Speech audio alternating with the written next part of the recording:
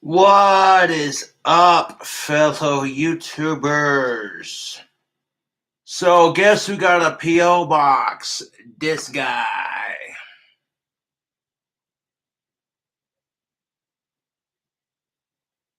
Yeah, I got me a P.O. box so I can use that for my wand business and so fans can send me care packages.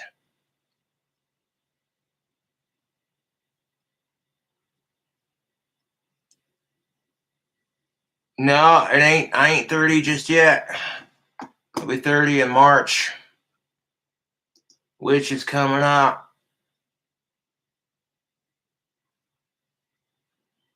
Word. Well, happy birthday to Handini S. That's what's up. Yeah.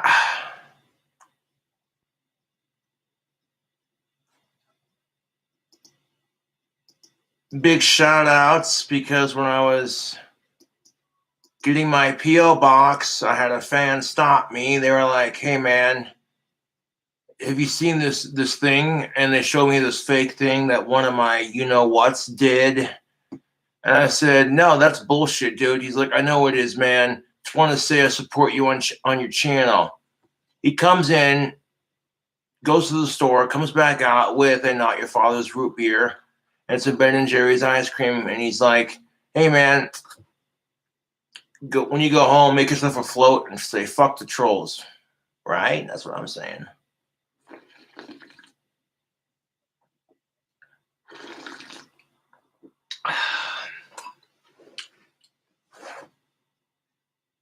So a big thank you to the fan who bought me some Not Your Father's and a little bit of the Ben & Jerry's chocolate chip cookie dough ice cream to go with it. Appreciate that.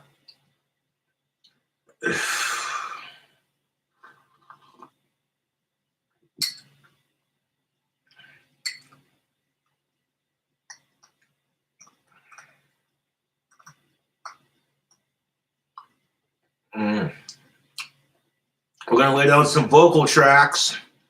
We're going to lay down some vocal tracks for the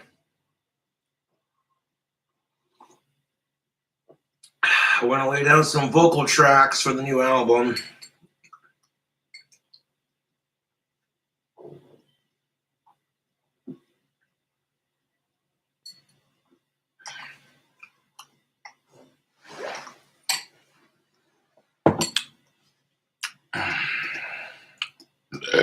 Excuse me.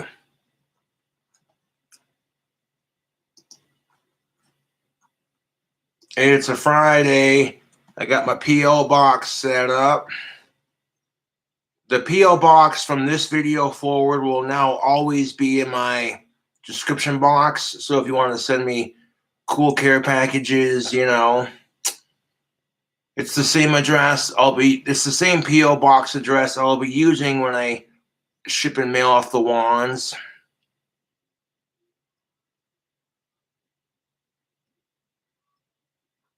Yep. So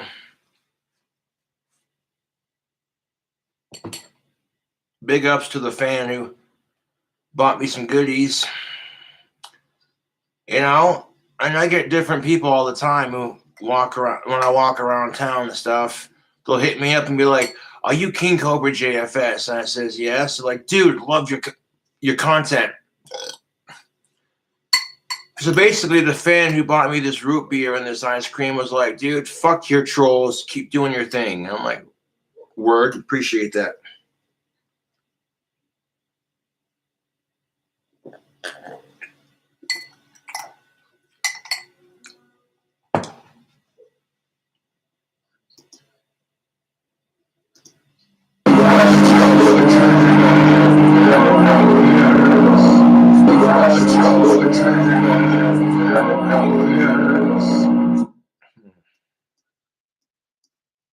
Watch your true fans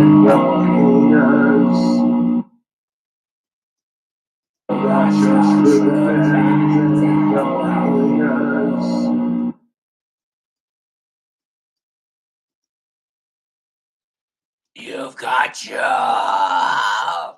you. Okay. You've got your true fans and your haters. Oh, look at that. GarageBand immediately decides it doesn't want to work. Okay. We're going to reopen the song and see if that helps.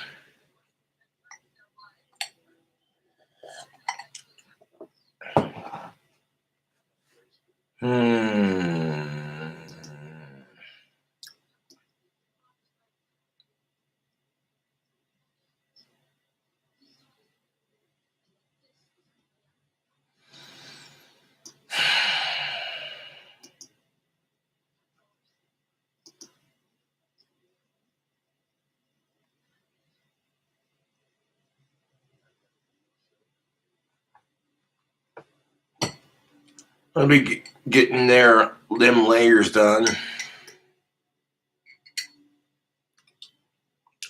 Let's get the vocal layers done. The song will be done. And then YouTube might send it off after 4 or do 4 more. We'll see.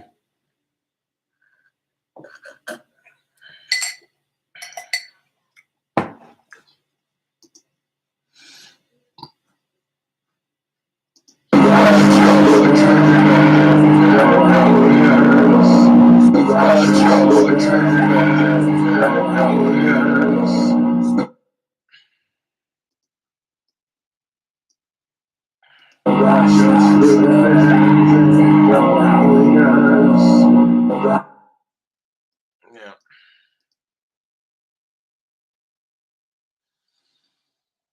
You've got your true fans and your haters. Got your true fans and your haters. Got your. You've got your true fans and your haters. You've got your true fans and your haters.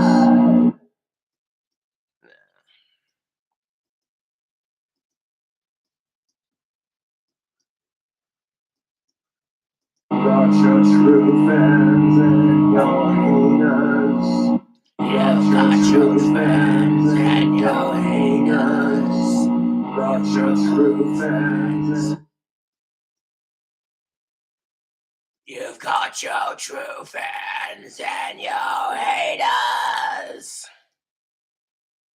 Fans and your haters. Got your true fans and your haters. Cool.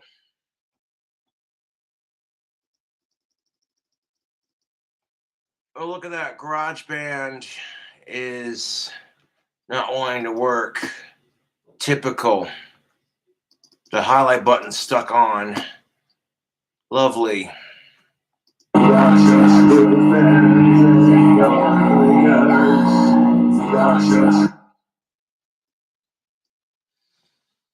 right, so I'll be making wands. Oh, I am making wands, I should say. The P.O. box is there, baby. I got a P.O. box set up. Go ahead and paste it right there. So if you want to send fan mail, you can. There it is.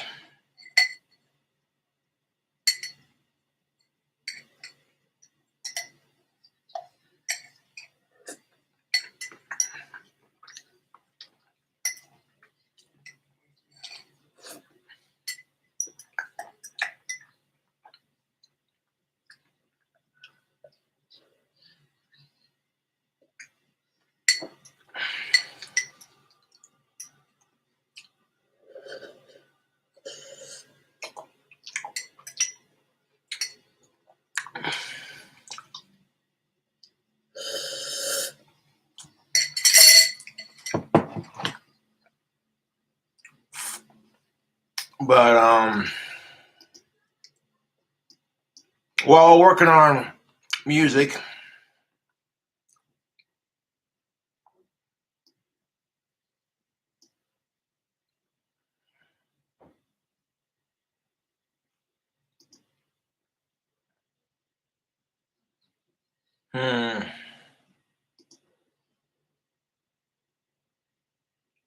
The Bachelor is back. Stream it live on ABC with YouTube TV.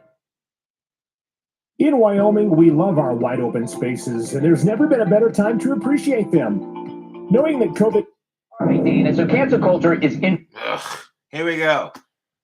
Elena Akana published a video February 24th, 2021. Why we can't accept cancel culture. Infiltrating everywhere, and it doesn't even. The way of me making change In this cancel is to culture, be as judgmental as possible cancel about culture in a nutshell. Cancel culture actually. cancel Freedom of culture. speech. Cancel culture. Let's talk about cancel culture. I'm going to assume you know that cancel culture is a form of a boycott involving an individual, usually a celebrity, who is deemed to have had problematic behavior or who has said something questionable and controversial. There have been countless videos and numerous takes on why cancel culture itself has become problematic. The way that we judge an entire flawed, growing human being by one moment in time, taken out of that time's social context, thanks to social media and the internet. Ironically enough, cancel culture's origins apparently come from a misogynistic joke.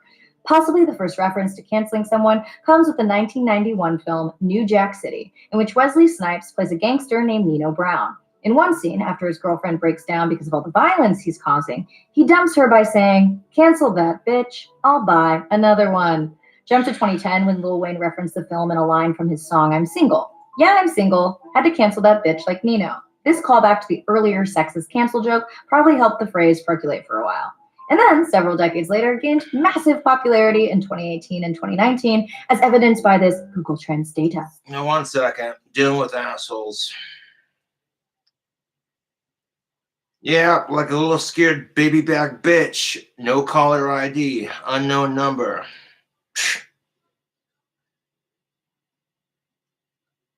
You're so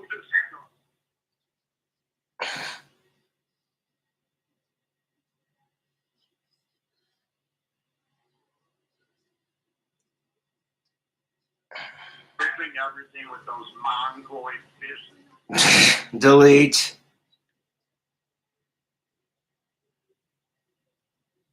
Look, I got the phone in my hand right now. Go ahead, call me. I'll roast your ass on channel right now. Pussies.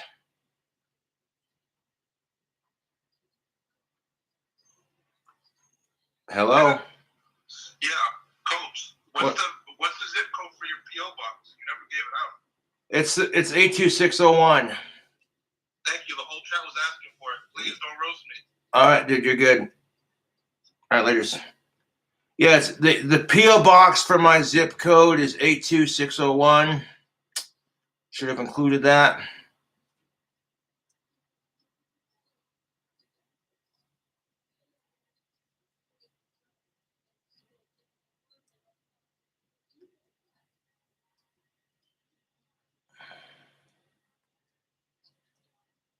Oh, look at that. Airplane mode is on. I put airplane mode on, so why the fuck is it still calling with a no caller ID? It shouldn't be calling at all, man. God, my trolls are desperate. Hello? Hi, Josh. Hey, what's up? Hey, is this the real sexy goth bad boy? That it is. Oh my god. Can't believe I got you on the phone. Could you maybe sing a line from the new album for me live? I would love to hear it. I'm sure we could work on something like that, yeah. Yeah, that'd be cool. Well, what you up to right now? I'm live streaming right now. Oh, you're on live stream? Yeah.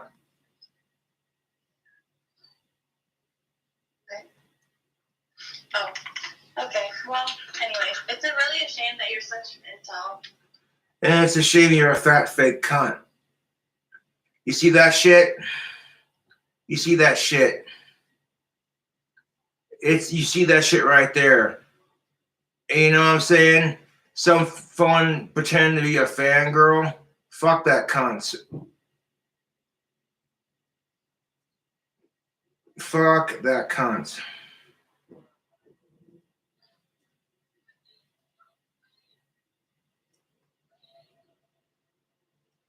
No, man, they're really blowing up the phone right now. All right, airplane mode is on. What the fuck? Stay on. Enable it. Thank you.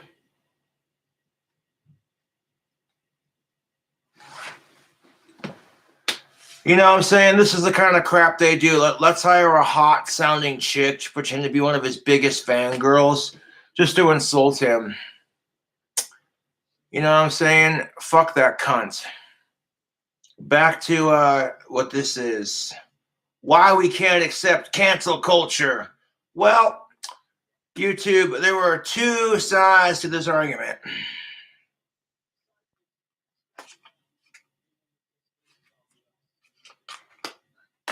Dude, if I was if I was the things that chick accused me of being, would I give a fuck about gender equality? No, I wouldn't. People, the I word that she called me, people like that don't give a fuck about gender equality, man. That's the kind of crap they do. Trolls will take the things that I hate and then use it against me because they're bored, sad, shallow fucks.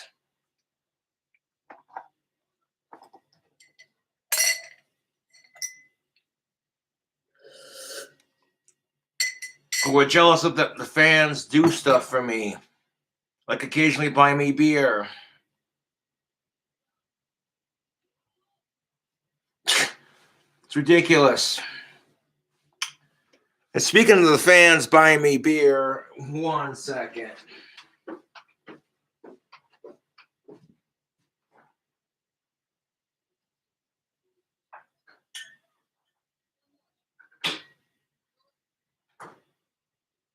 You don't even know, YouTube. I got mad respect for women. But at the same time, respect is a two-way street. You know?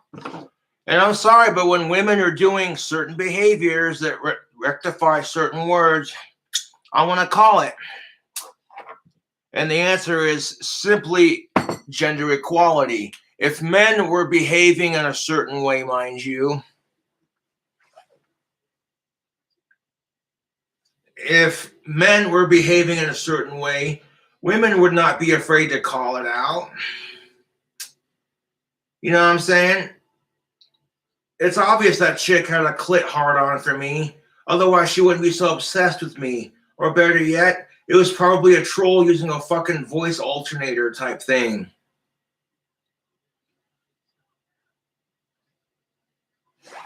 You know? And these toilets are not going to let me stop me from making videos. You see that? Instead of calling them trolls, we're going to call them toilets because they talk so much shit.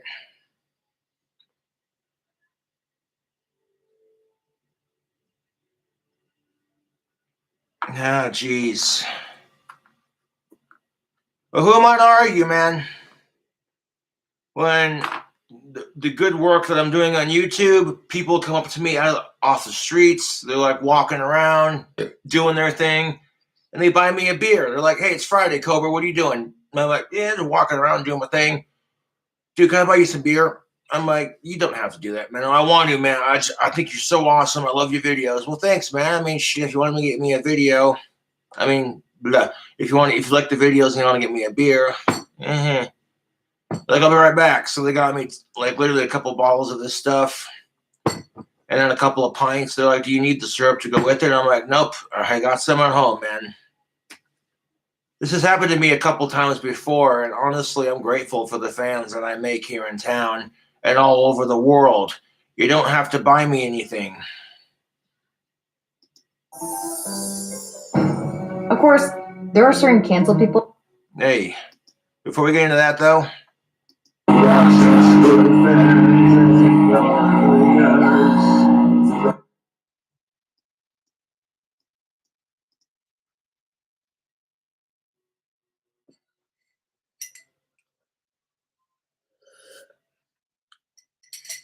like, I'm not going to argue with people, man. On that respect, you're a fan of the channel and you want to buy me alcohol, you see me walking around town, fucking A.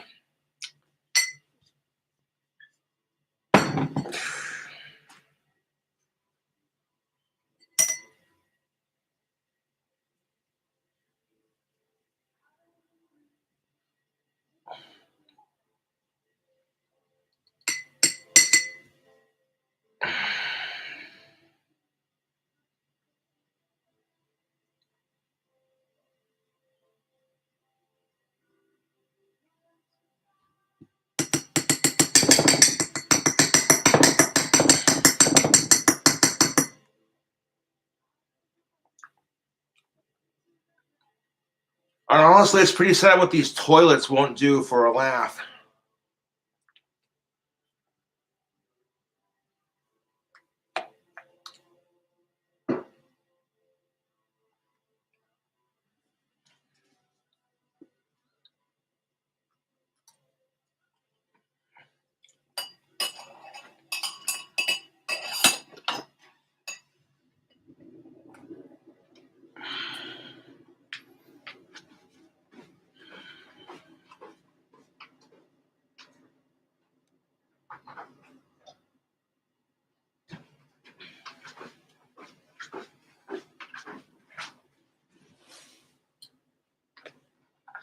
Yeah, we'll come back to that layering. I want to watch this cancel culture video that they're talking about. Jeez.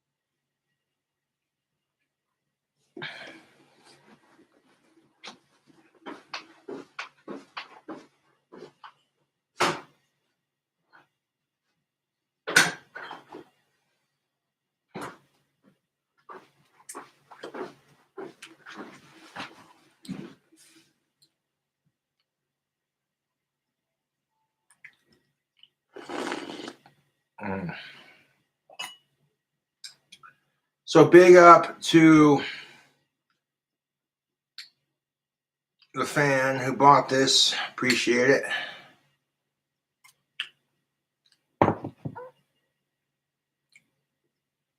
Oh, probably had a yuck. Nope.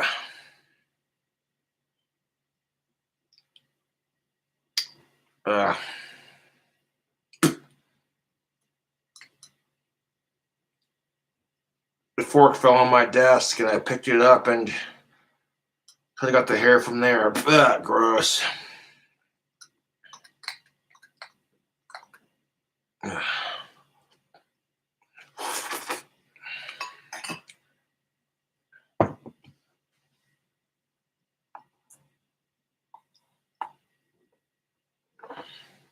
People who absolutely deserve to be stripped of their power and made to pay the consequences of their actions.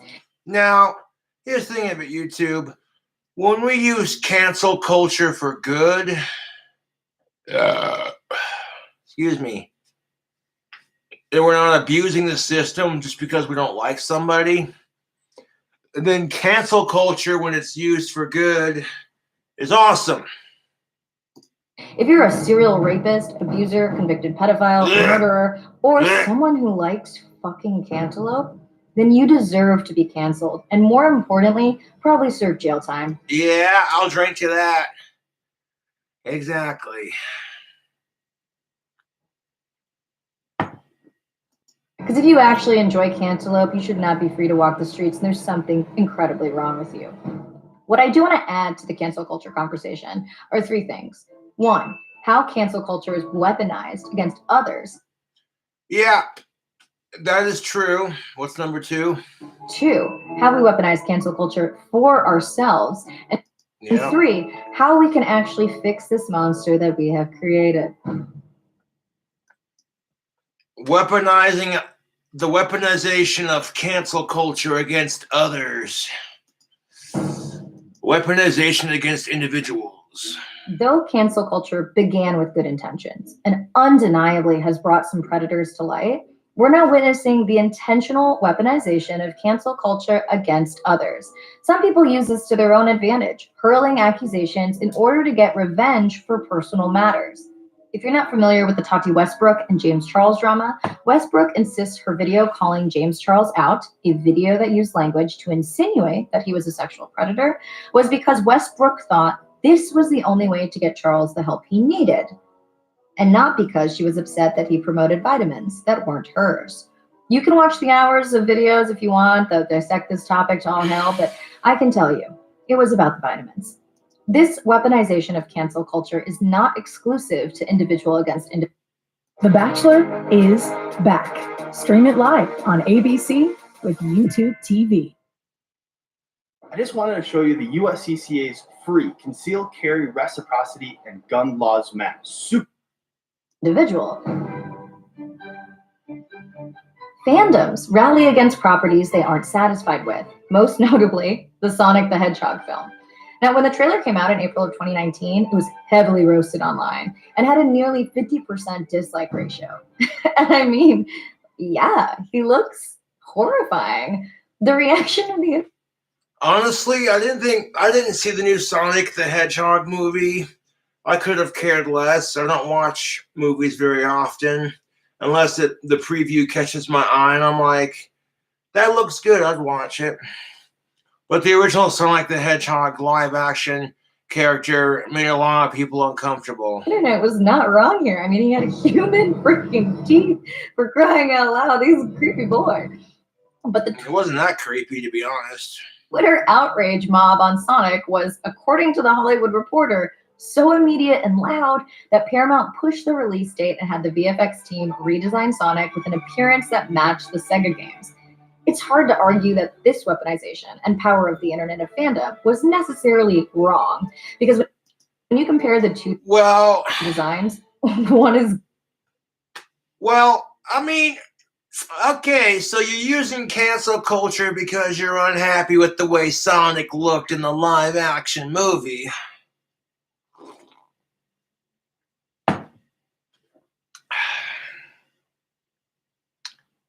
You know, not that big of a fucking deal. But people are so fucking triggered anymore that's what it's become with our society. And now, because a bunch of people said, well, and to be fair, if you want people to watch it, you're going to listen to them. So if the mass majority says, hey, this hedgehog Sonic person you have looks creepy as shit, nope. Clearly way less creepy.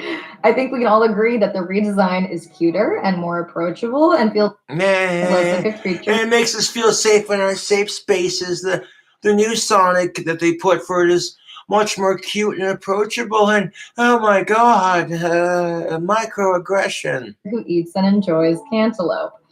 But nonetheless, this is still weaponization. And in this case, things came seemingly all out for the better, given that it set the record for the biggest opening weekend for a video game film in the United States and Canada, hauling an estimated $57 million. $57 million. Sonic ultimately ended up grossing over $319 million worldwide. Wow! So the Sonic movie grossed $319 million worldwide. God damn, dude, that's a lot of cheddar. And speaking of cheddar, if you'd like to donate to the channel, using the PayPal is greatly appreciated. Monetization is turned off, so what do? Make wands and make music, exactly. Which I'll be continuing to do after this little video response. And even with the redesign, the budget was about $95 million, so this entire debacle had a happy ending. But I would argue that it sets a pretty dangerous precedent. I mean, how much of a say should audiences have over creative choices? Yeah, that's the question. YouTube, that's the question. How much creative say should the audience have over the creator's choices? Case in point, I get a bunch of people who are pissed off because I'm watching Terrence Pop or Sidney Watson or what have you. People will sit there and go, oh my God, is he doing another video response to those people? I'm like, if you're a fan of me in general, you're going to like pretty much all of the work I post. I feel like when you sit there and text me dumb shit like, why the fuck are you watching this? I'm like, why the fuck do you care? If you like my other content, you'll ignore the ones where I talk about certain things, you know?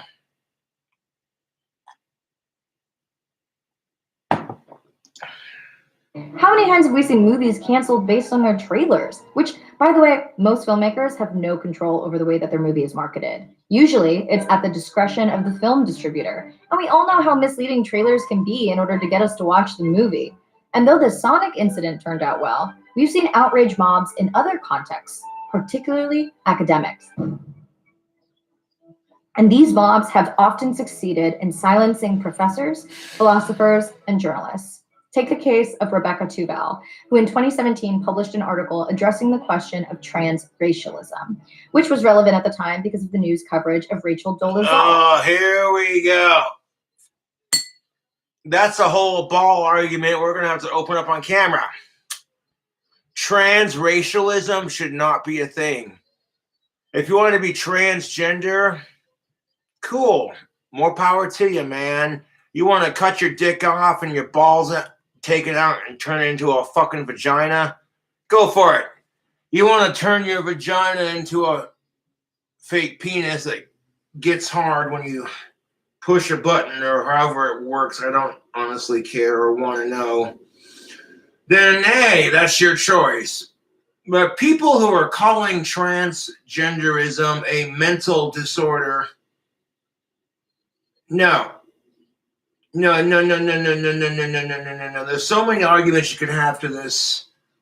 I don't think being transgender for people is a mental disorder. I think it is a personal choice. Okay, they choose, they're born with it, / they choose it. But they can't choose the people who harass them. You know what I'm saying? And I've gotten bullied for being my autistic goth self. And, you know, so I kind of sympathize with them a little bit, man. You know how much hate I get for being my heterosexual goth self?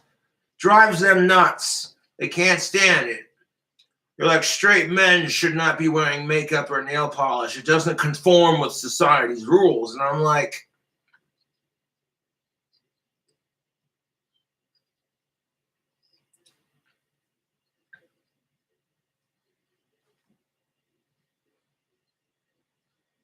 however, we have to draw the line somewhere. With creeps like Jessica Euler, whatever her fucking name is, and people advocating for minors to get transgender surgery, when most of them grow out of it within like 4 or 5 months. I mean, there's a whole list of bullshit with this that we've already talked about and discussed. How people are trying to advocate for puberty blockers. And which is why, if you're going to support transgenders, they have to be 18 or older and already have gone through puberty as the gender they were assigned. Because that's just science. There are so many health complications to not letting kids go through puberty as the gender they are. You know, it just produces less health consequences that way.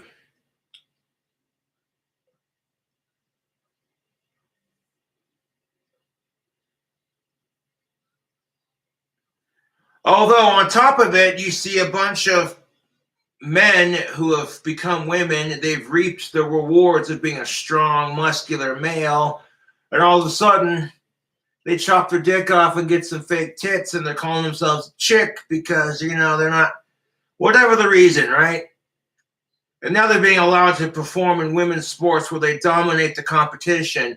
Keep in mind that women are simply not allowed to join men's sports, period. Women have to fight for that shit to join men's sports. So I think for a lot of cis women, it would be kind of frustrating to see a man dominate in one more thing, wouldn't it? Oh, jeez. And I'm not here to pick on trans people. Believe me, I got mad respect for y'all.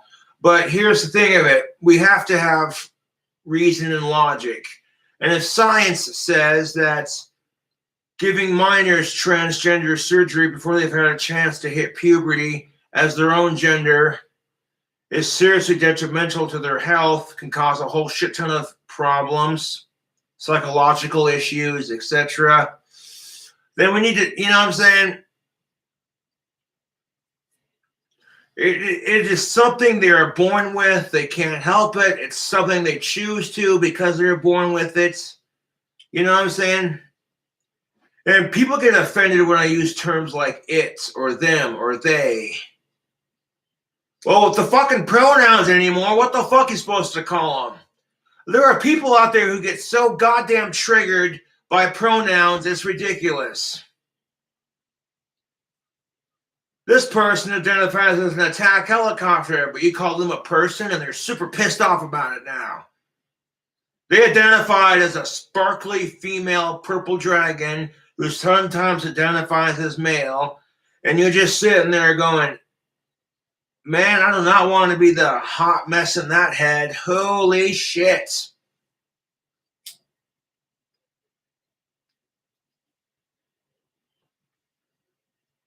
So if anything, all they want is for people to try and understand and be sympathetic. And you know what I'm saying?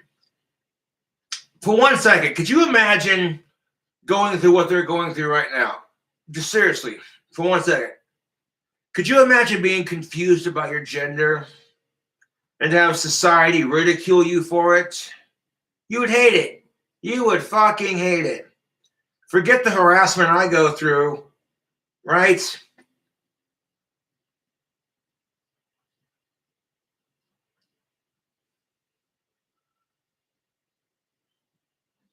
Like you wanna cut your dick off, get some fake tits, and then get cosmetic surgery to realign your ears to be more pointy so you could be a female elf. Hey, you got the money for it, and as long as you're not being super creepy about it, who cares? Okay, Jessica Euler is a poor example of this, but this is what I'm talking about, dude. People like her will give the transgender community a bad name.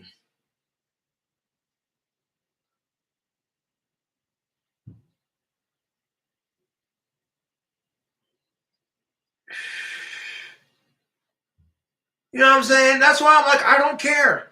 If you're trans, I'll support it. Hey, heck, you want to call yourself a chick, even though your DNA structure was never gonna change from the gender you're born.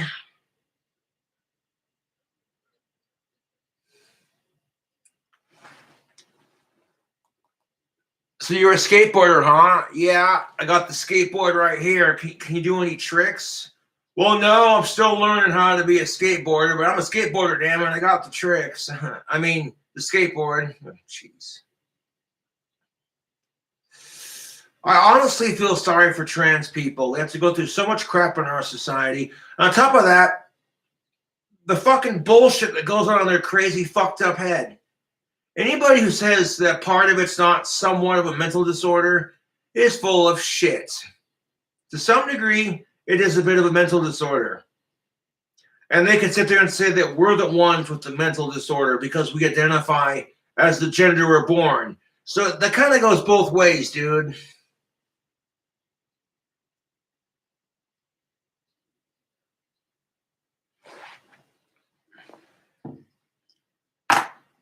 But understanding and compassion, that's what these people need. And they need understanding, a little bit of sympathy, and some compassion.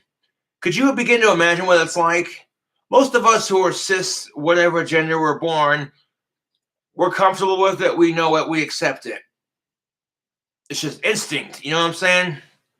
But for a lot of these people, shit, YouTube.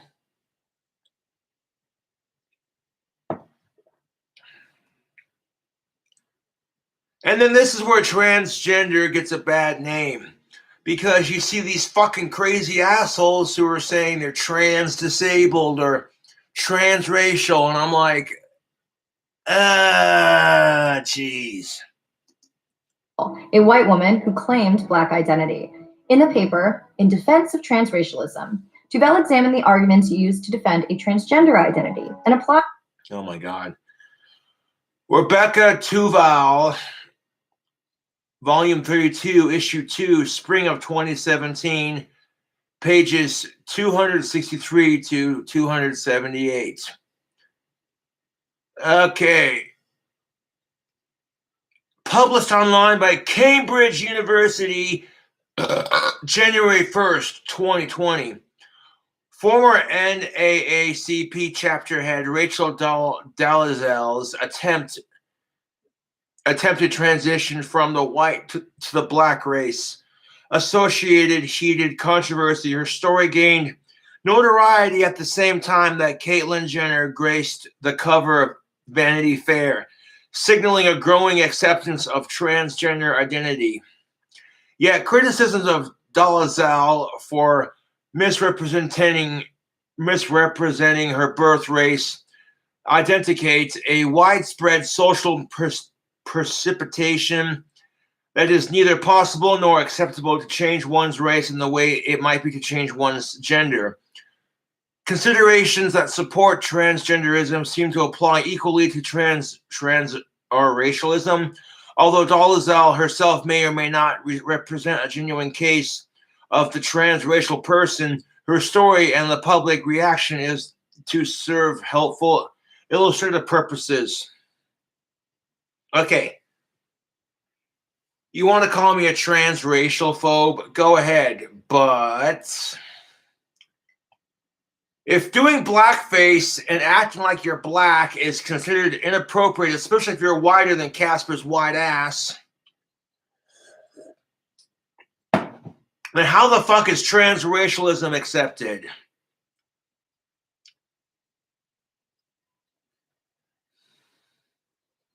You start examining other forms of trans. You got trans disabled. There are people out there who are cutting their fucking arm off because they just think, it doesn't belong there. Just like have a story to tell. Well, how'd you lose your arm? Oh, you cut it off because you're trans disabled. Well, right. And you got to think of how many people have lost their arms to really freak accidents, or who went to war and had it blown off by a grenade, just to have some pretentious fucking asshole go, I don't think it belongs there.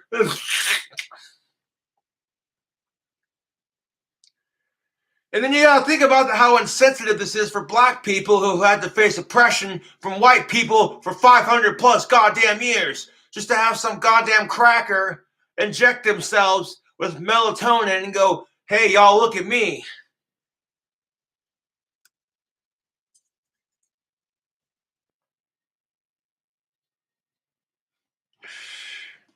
Applied these to the question of transracialism. This is a very common technique among philosophers, testing if reasoning used on one issue would apply equally to a different issue that appeared a close parallel. The negative social media response. Why are we even having a conversation about this? If blackface is inappropriate, if blackface is super inappropriate, then transracialism should be equally as inappropriate. We have to draw the line at transgender, trans species. Just draw the line right there. Anything else outside of that? Nope.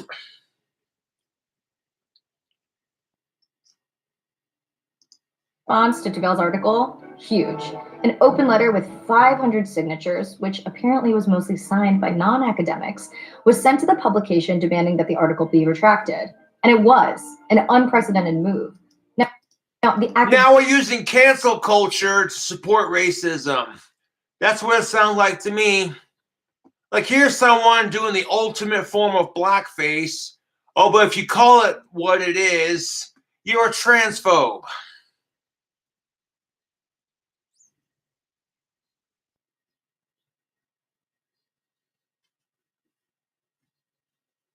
Well, think about this for just 1 second.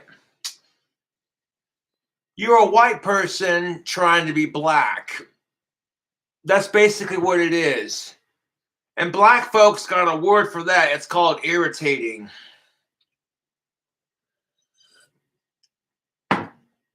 Academic community itself largely supported Tuvel, pointing out that Nuka Zeus is the worst example of this. If you don't know who Nuka Zeus is, well, consider yourself lucky, because that Sydney Watson video I watched was just like, wow, we've reached the pinnacle of insanity. out how several statements in the open letter were false and misleading and did not reflect the actual content of Tuvel's paper. The Intelligencer has a great breakdown of Tuvel's paper that debunks most of the assertions in the open letter, and I'll link it if you want to read it. Tuvel herself went on the record to say that she had written the article from a place of support for those with non-normative identities, because she saw transphobic logic lay at the heart of the attacks against Dolezal. Now, I'm not here to comment on who is right or who is wrong, because I'm not an academic or a transgender person or a transracial person. Okay. This is where the journey for equality is blurred greatly.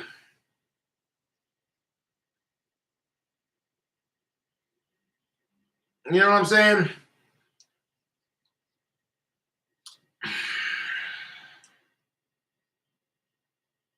Like, this whole pronouns bullshit.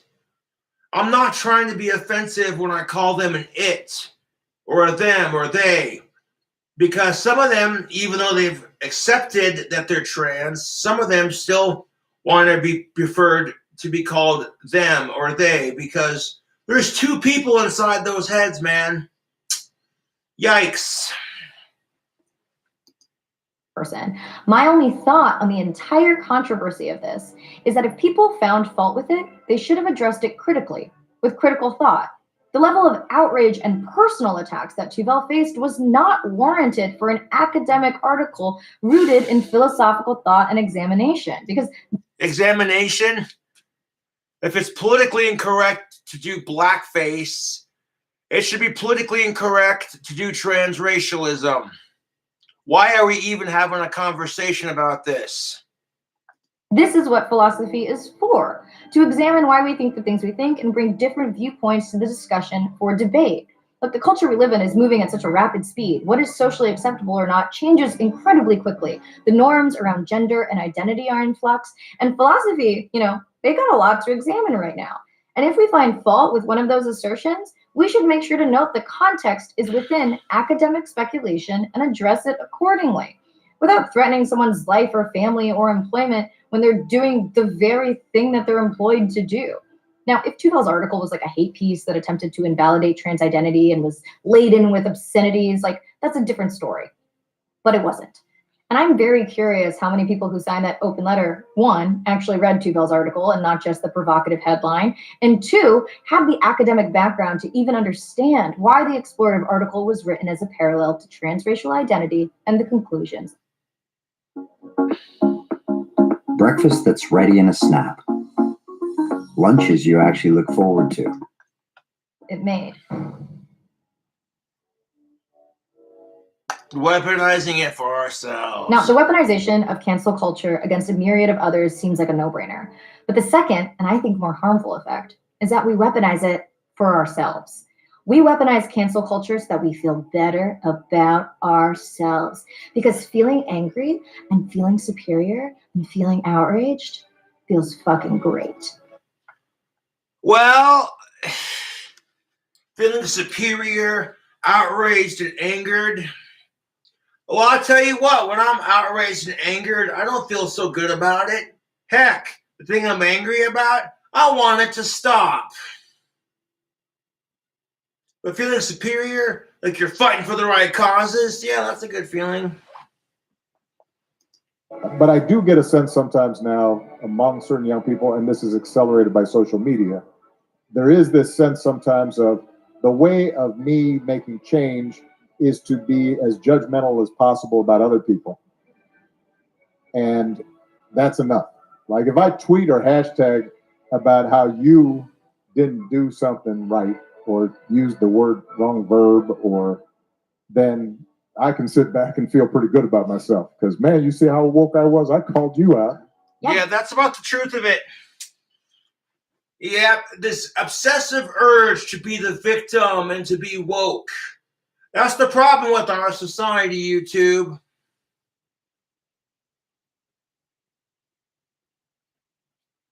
Okay? It's this obsession to be woke and to be the victim.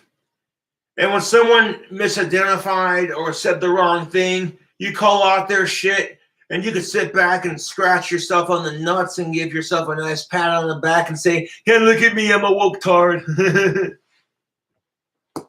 Calling someone out makes us feel real good. It automatically places us above the person who did wrong. The problem does not automatically do it. Nope. The idea that, oh, you called someone out on their bullshit. Oh, wow. That automatically makes you better than someone else? Piss off.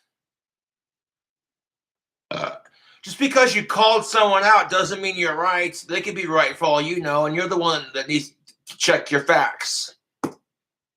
is we forget that we do wrong shit all the time. This idea of purity and you're never compromised and you're always politically woke and all that stuff, you should get over that quickly. The world is messy.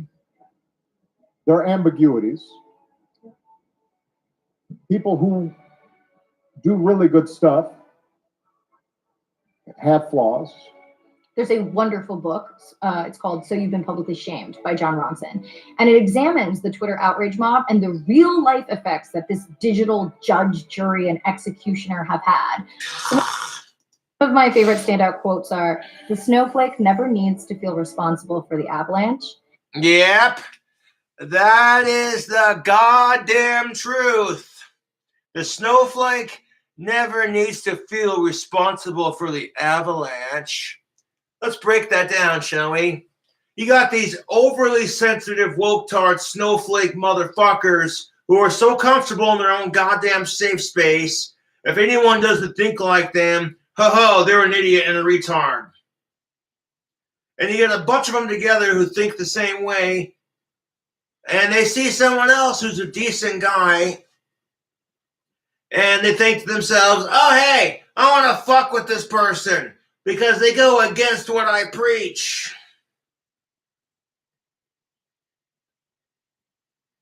You know, and then they never stop and think, well, how would it feel if people were trying to cancel culture me?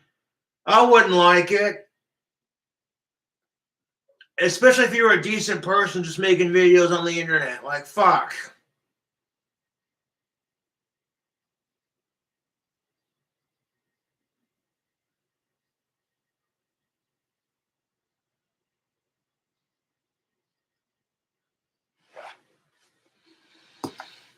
And we were creating a world where the smartest way to survive is to be bland. Yeah, we're creating a world where the smartest way to survive is to be bland. To be... Nope, don't be bold and speak out against the issues. Don't do that. Nope. If someone says you have to accept trans, period, no matter what it is, otherwise you're a transphobe. Yeah, but what about the science that says that kids should wait till they're 18 before they get trans realignment surgery?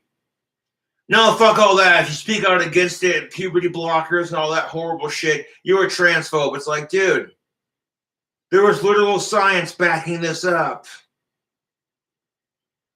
Like, I don't give a fuck if you're trans, dude. Seriously, if you want to be trans and you're 18 or older and you have the money to realign your body into whatever you want it to be, hey, man, good on you. Or, excuse me, ma'am, would be the more appropriate pronoun.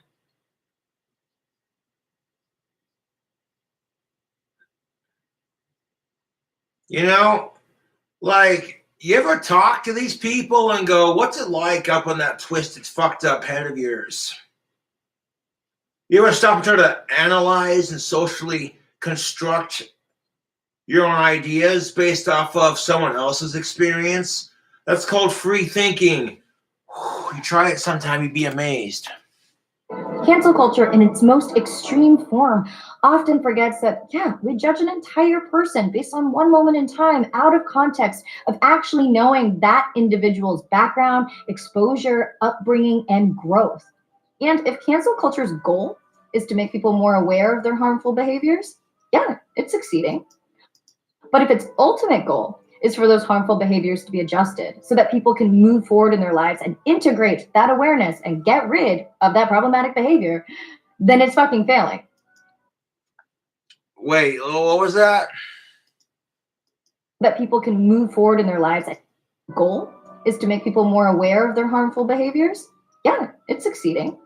Yeah, I guess what she's saying is if the cancel culture is being used to make people aware of their shitty behaviors and bring awareness to these topics, it's doing a good job. But if its ultimate goal is for those harmful behaviors to be adjusted so that people can move forward in their lives and integrate that awareness and get rid of that problematic behavior, then it's fucking failing.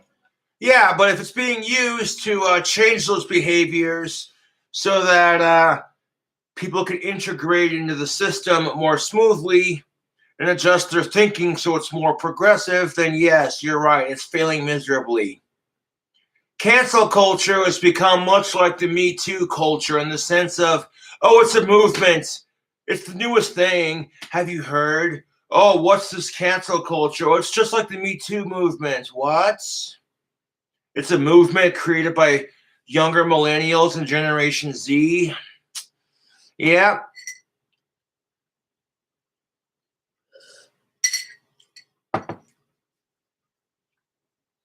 Oh-wee.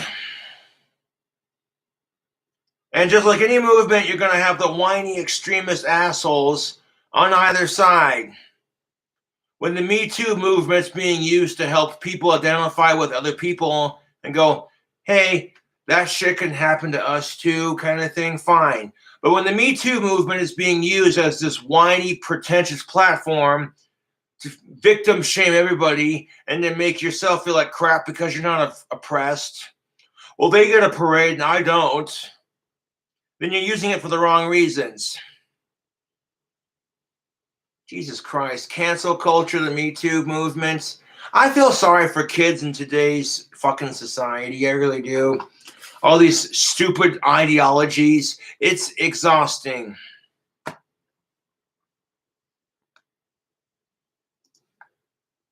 I think Sarah Silverman put it the most eloquently on an episode of her podcast. Christian Picciolini, my friend, who was a neo-Nazi for years, since he was from 14 to, into his 20s, late 20s maybe, was the head of a neo-Nazi, whatever KKK chapter where he lived. He has spent the last 30 years getting people out of hate groups. That's what he does. But he went towards love. He was 14, he was smoking a joint, and an older kid took the joint out of his hand and threw it out and said, you don't need that stuff, man. And gave him a place where he was accepted and cared for and loved. And that was a hate group, a neo-Nazi group, where he found family and camaraderie and a place to be when both of his parents worked all day. In this cancel culture, and we all know what I'm talking about, whether you think there is one or there isn't one, or where you stand on it, and there's a lot of gray matter there. But without a path to redemption, when you take someone, you found a tweet they wrote 7 years ago, or a thing that they said, and you expose it and you say, this person should be no more, banish them forever. They're going to find some place where they are accepted. If we don't give these people a path to redemption, then they're going to go where they are accepted, which is the motherfucking dark side. I think there should be some kind of path. Do we want people to be changed, or do we want them to stay the same to freeze in a moment we found on the internet from 12 years ago. And so we can point to ourselves as right and them as wrong. It's righteousness porn. I don't know about you, but I'm very tired of this circle jerk of righteousness. I want people who don't like. Exactly. Should people be allowed to change and better themselves? Absolutely. And this is the problem with cancel culture.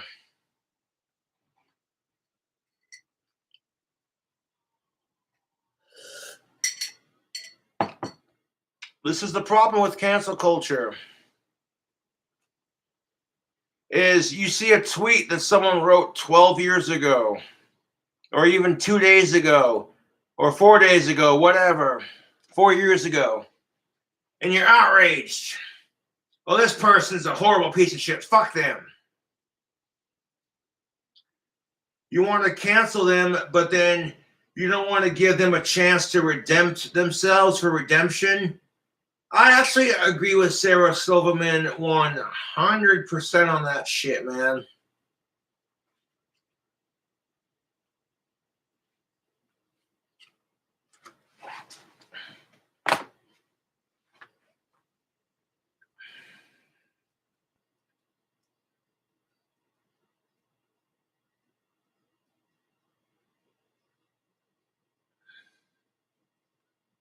It's ridiculous.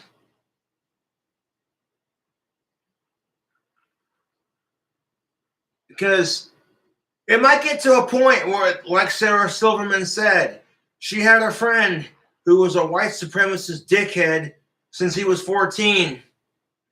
And then out of nowhere, when he got out of that shit, you know what he said? That he's going to spend his time helping other people get out of hate groups.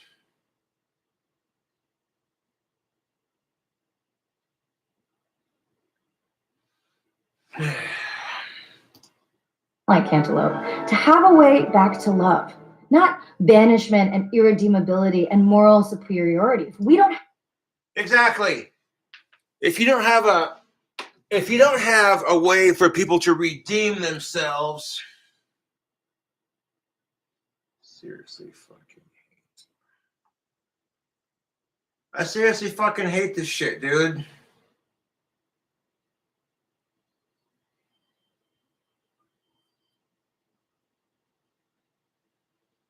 Like, you can't expect people to learn.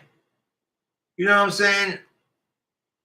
If we've all made that one offensive tweet, whatever you want to call it, we've all posted something gross, weird, and offensive on social media before.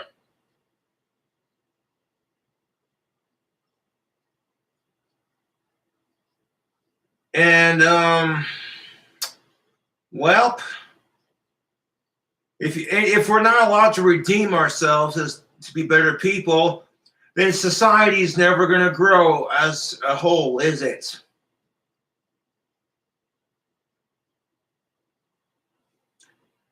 So, like, you know, maybe someone made a racist tweet 7 or 8 years ago, but maybe in the 7 years that they've been alive, on like the very same day they made that tweet 7 years ago, they came to this big realization that racism sucks and what am I doing with my life kind of thing. And then maybe they have that moment of clarity where they're just like, hey, fuck sexism, fuck racism, power to the people. What I preach.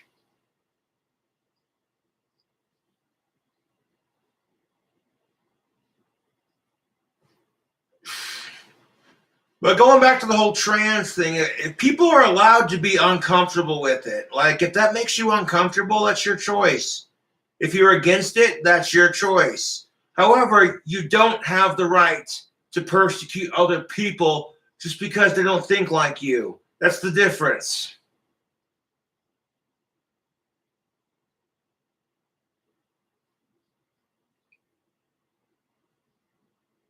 Ridiculous, YouTube. Have a space for white supremacists to go when they denounce the KKK. How do we ever expect them to leave if we don't have a path for misogynists? Exactly. Okay, if you want people to denounce horrific shit like the stupid KKK, then if you don't give them a place to redeem themselves, then don't expect them to change. Because if they're not given a chance to redeem themselves as people, in that instance, then they're going to stay the same. They're going to go where they're accepted, and that's just how it is. Fuck the KKK.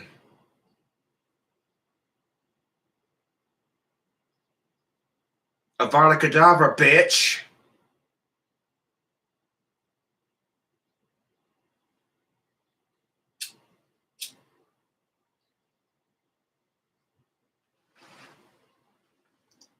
Program and be reintegrated into society, how can we expect them to change? If we don't have room for people to make mistakes, learn from them, and then do better, what the hell do we think cancel culture is actually promoting? Exactly. Exactly my point. If cancel culture is promoting nothing more than just this get off power of look at me and a bunch of people. 1 second.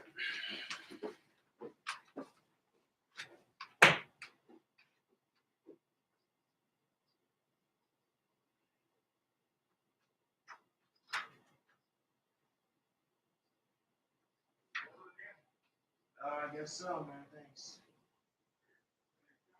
Yes, sir.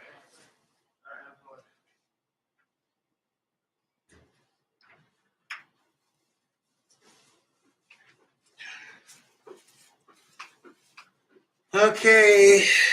Why?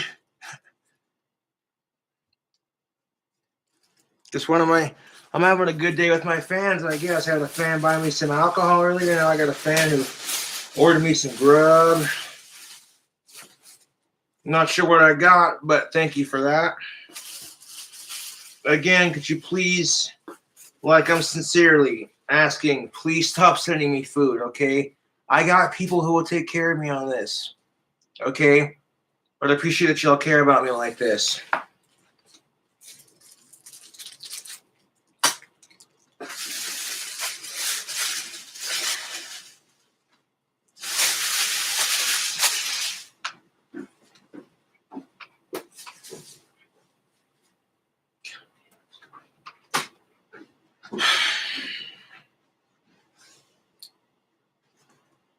We got a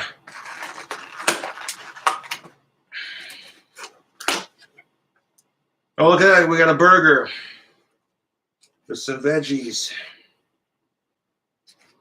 and some loaded fries.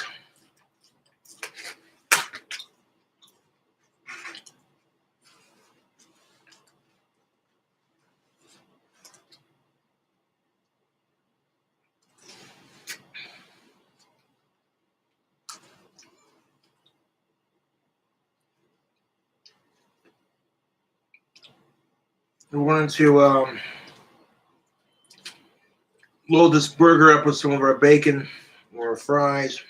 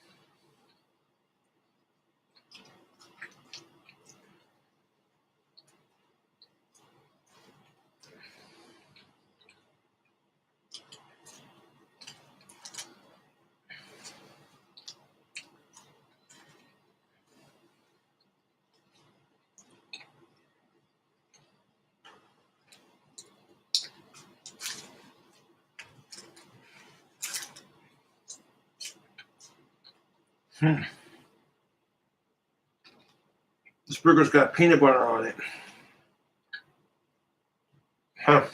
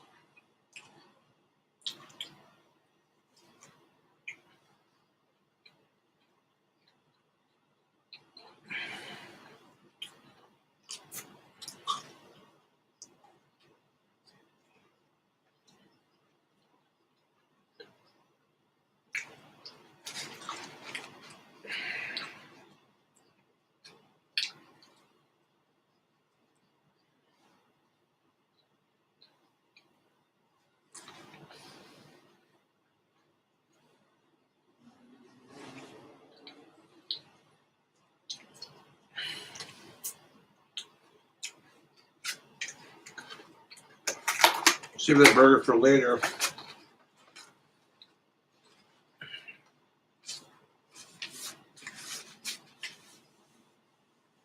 I'm not sure what restaurant it's from, but it's decent.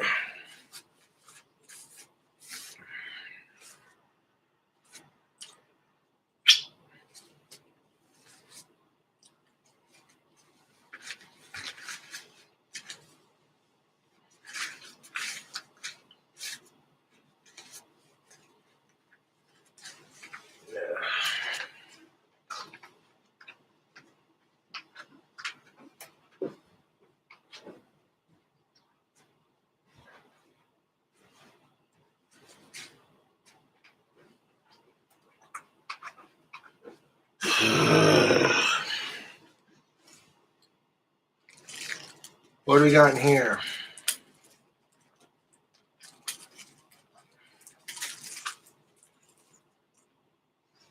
Looks like some kind of cheese sauce. Yeah, that's cheese sauce. Is it? Mm-hmm. Should use that for the nachos. I'm gonna pour this on my burger and eat it for later.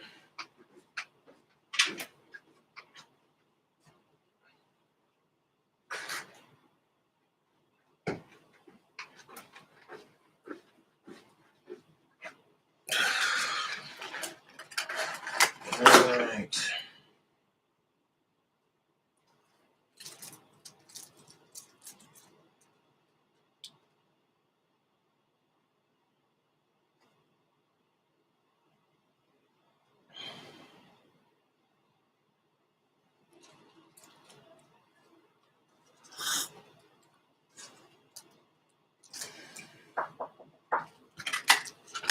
One second.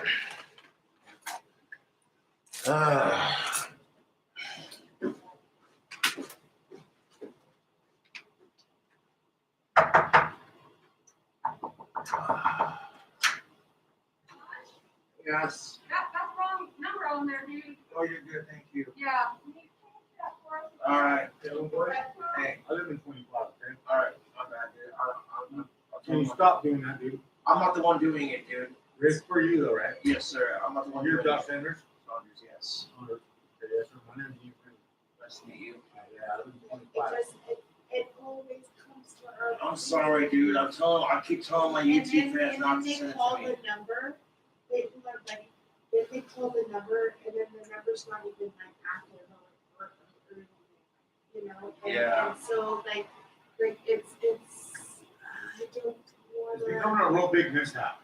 Yeah, I'm sorry about that, dude. So stop that from happening, please. I'm trying. I appreciate you, bro. All right. Have a good day. It's good. You guys got avoided frost. Oh my God. This is why, YouTube, okay? Please, I appreciate that you guys sending me food, but please quit sending me food. All right? I've asked you nicely. All right? That's bullshit. When they go to call the number back, it goes to a no fucking goddamn fucking ridiculous, dude. All right? It's bullshit. I've asked you nicely. Like, I don't need, seriously. And if you're gonna sit there and order the food, at least fucking give them a number to call back on. It's bullshit.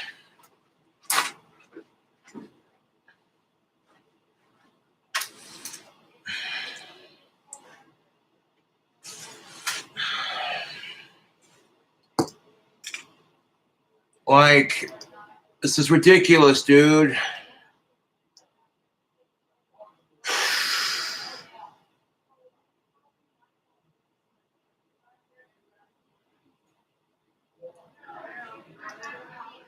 Like, I'm done with this crap, dude.